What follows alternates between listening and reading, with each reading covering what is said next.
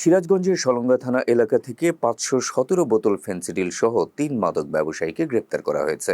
বৃহস্পতিবার গভীর রাতে সিরাজগঞ্জ স্থানীয় হাটি কুমরুল বাজারস্থ নিউ মায়ের আঁচল হোটেলের সামনে থেকে তাদের আটক করে র্যাব ১২ ব্যাটালিয়ন সদর কোম্পানির একটি চৌকস আভিযানিক দল।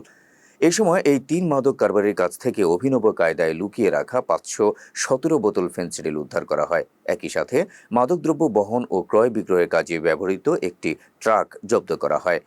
গ্রেপ্তারকৃত আসামিরা হলেন ফুলবাড়ী এলাকার মোহাম্মদ রবিউল ইসলাম, বীরগঞ্জের মোহাম্মদ রব্বানী এবং দিনাজপুর কোতোয়ালি থানা এলাকার মোহাম্মদ শাকিল ইসলাম।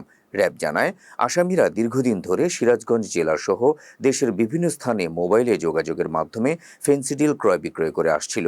গ্রেপ্তারকৃত আসামিদের বিরুদ্ধে সিরাজগঞ্জ জেলার সলঙ্গা থানায় ২০১৮ সালের মাদকদ্রব্য নিয়ন্ত্রণ আইনে একটি মামলা দায়ের করা হয়েছে।